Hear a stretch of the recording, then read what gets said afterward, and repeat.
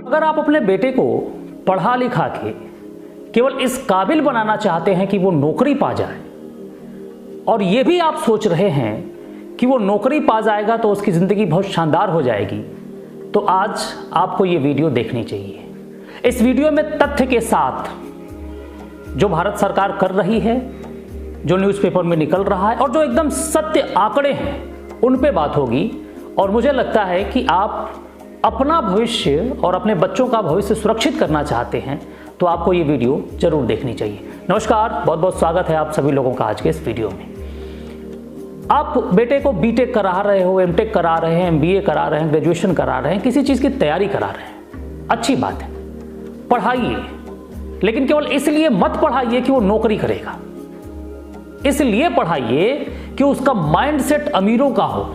इसलिए पढ़ाइए कि जो जानकारी वो इकट्ठा कर रहा है उस जानकारी के दम पे कुछ अच्छा और बड़ा करे, वो किसी के यहाँ 20, 25, 50 हज़ार की नौकरी न करे। इसलिए आप उसको पढ़ाइए कि वो इतना बड़ा आदमी बने कि वो उदारता के साथ साथ समाज के लिए भी बहुत कुछ कर सके। लेकिन अगर आप केवल इसलिए पढ़ा रहे हैं कि वो नौकरी करेगा, तो नौकरी की जो स्थिति है वो मैं आज आपको बताने जा रहा हूं। मैं प्रमाण के साथ बताऊंगा आपको। अभी 2 साल लॉकडाउन लगा कोरोना की वजह से, तो बहुत सारी आपत्ति और विपत्ति आ गई।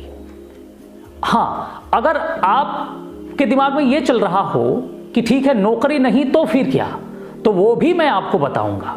यानी जो आपके सामने चुनौतियां आने वाली है उस पे भी मैं चर्चा करूंगा, और उस चुनौती का समाधान क्या है इस पे भी मैं आपसे बात करूंगा। सबसे पहले आप इस आंकड़े पे नजर डालिए। आप क्या देख रहे हैं? आप देख रहे हैं कि प्रदेश में बेरोजगारी दर 28.8%, हरियाणा के बाद सर्वाधिक, एक माह में 3.3% बढ़ी। अब इसको थोड़ा सा आप बहुत ध्यान से देखेंगे तो जो ग्राफ है, ग्राफ पे लिखा हुआ है, जो रेड लाइट लाल कलर की जो पत्ती है उस पे लिखा है कि चिंता, शहरों में बेरोजगारी दर लगातार तीसरे महीने बढ़ी। यानी आप देखेंगे कि शहरों में बेरोजगारी की सबसे ऊंची दर दिसंबर में 9.30% दर्ज हुई, अब फिर उसके करीब। अब अगर आप राज्य वाइज देखेंगे, स्टेट वाइज देखेंगे, तो आपको लगेगा कि हरियाणा में 34.5%, राजस्थान में 28.8%, बिहार में 21.1%, JNK में 15.6%, गोवा में 15.5%, हिमाचल प्रदेश में 0.2%, छत्तीसगढ़ में 0.6%, असम में 1.2%, ओडिशा में 1.5%, गुजरात में 1.6%।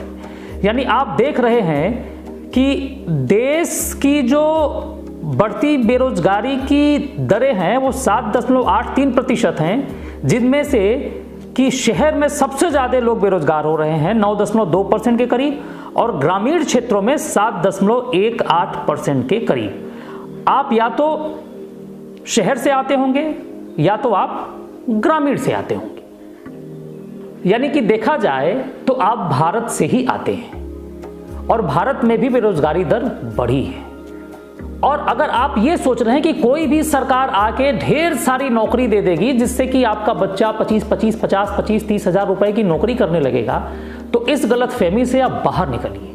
क्योंकि भारत सरकार स्किल इंडिया के साथ साथ आत्मनिर्भर भारत के साथ साथ और भी सारी चीजों पे फोकस कर रही है कि अब नौकरी से थोड़ा सा विमुख होइए।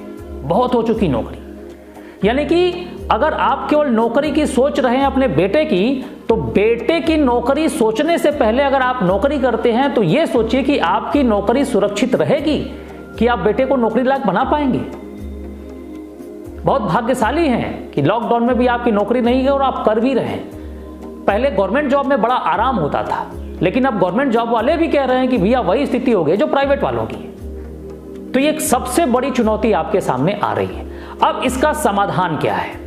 इसका समाधान है डायरेक्ट सेलिंग मेथड, जिसको मल्टी लेवल मार्केटिंग भी बोलते हैं, और आम बोल चाल में उसको नेटवर्क मार्केटिंग भी बोलते हैं। कुछ बुद्धिजीवी लोग उसको फ्रॉड भी कहते हैं।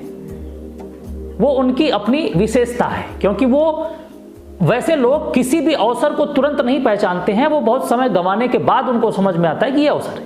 यानी मैं बात कर रहा हूं मल्टी लेवल मार्केटिंग की, और मैं जो बोल रहा हूं वो आप गूगल भी कर सकते हैं, जिस पे सरकार फोकस कर रही है। और एक तरफ जहां पे नौकरी के आंकड़े गिर रहे हैं, बेरोजगारी दर बढ़ रही है, वहीं मल्टी लेवल मार्केटिंग बहुत तेजी से ग्रोथ कर रहा है। अब मैं आपको उदाहरण दे रहा हूं, आप बहुत ध्यान से देखिए।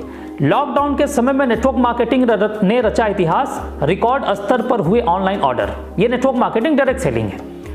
मार्केटिंग में महिलाओं की बातों पर ज्यादा भरोसा कर सकती हैं, बेहतर प्रदर्शन, यानी कि महिलाएं भी इसमें बहुत बढ़ चढ़ के हिस्सेदारी ले रही हैं।